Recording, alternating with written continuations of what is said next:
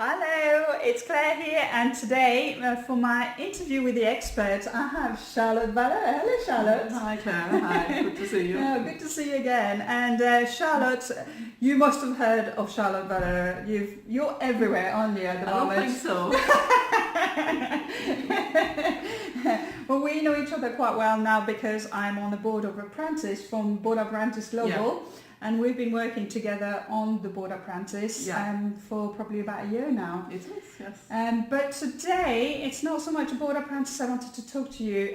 It's about understanding more at the leadership level and diversity, and what does that mean? Where, why, and how can we actually, as leaders, bring that diversity into the mix and making sure that it's here and there and everywhere? I think leadership is changing pretty rapidly. I mean, what we have seen over the years is that obviously it's built up around male sort of leadership styles, and in my opinion, we need to change that. We need, with the millennials around, what we have is a group of younger people who want to be involved at the top, which is unusual. When I was under 30, I didn't think in that way, but they do today. And they actually have really valuable things to add in. Diversity for me is much, much broader than gender. It's about generational diversity, skills, technology skills at the leadership level. We really need to have more of that. In the boardrooms, we are still, struggling getting people to read a board pack on iPad as opposed to having hardcover. So it's got to change, right? Yeah. And the only way we really change it is by getting it in the room. So what I also look at is like ethnic diversity, neurodiversity. There are so many different ways of thinking that needs to be present, but to get there, you need the current leadership style. You need to open up and allow for other kind of people to actually take part in the discussions and the decision making. And do you think, how can we do that then? How can we improve that diversity throughout? So I think there's different ways of doing it. I mean, one obviously is the Board Apprentice, where you actually invite people in and sitting at the table, and the leaders are getting used to having a different kind of person sitting near them. Another way is like under 25 mentoring, where you get young people mentoring board members and senior executives, and therefore you are not only developing leaders of tomorrow, but you're also developing an understanding in the older leadership style as to how the younger people think. You could do that in many different ways. You could do that with different people. You could have technology people mentoring. I mean, the whole reverse mentoring for me is really a way of getting that in front of people. I think you need some face-to-face activity. We can all read about how important it is, but from reading about it to actually feeling it and doing it, you've got to have something scalable, a concept that's very scalable, where you bring people together.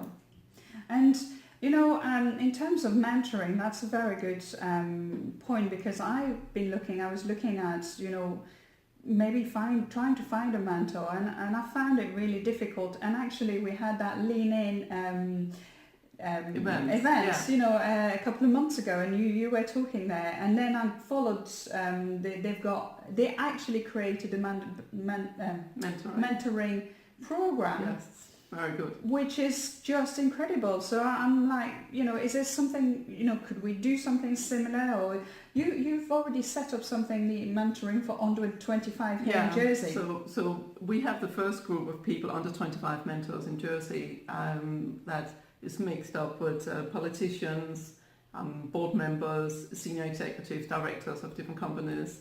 And they seem to be getting along really well. We have some very good tweets. Christina Moore is one of the ones who's kindly taking part as a mentee, and is being taught by a young lady around social media, how the young people live.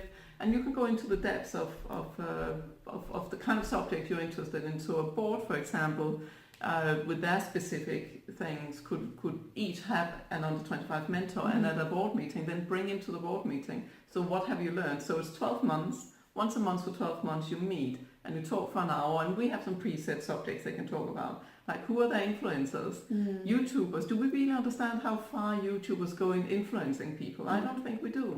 No. My kids are sitting looking at these YouTubers every day, right? All day long. One of them has 16 million followers. He now has political opinions. What do we do about that? What are we doing about connecting with YouTubers and trying to influence them as senior people ourselves and as leaders, and mentor them to maybe have the opinion we think are healthy for society, you know, these kind of things. So how do we find out about the mentoring scheme? So we have still a temporary website that's called U2525numbersmentoring.com. Okay, cool. That's lovely. Well, so lots of things that, you know, for anybody who wants to know a little bit more, you've got the under 25 mentoring, Board Apprentice, which is obviously going very strong here and everywhere. It's going global, really. And then, you know, if you need any details, you know where to find Charlotte, or just contact me, you know where the Busy Queen Bee is, and then we'll get in touch with you. And it's all about developing leadership skills in various ways, but in scalable ways. Let's do it. Yes. Hi, it's Claire here again. I hope you really enjoyed this interview and it gives you lots of insight.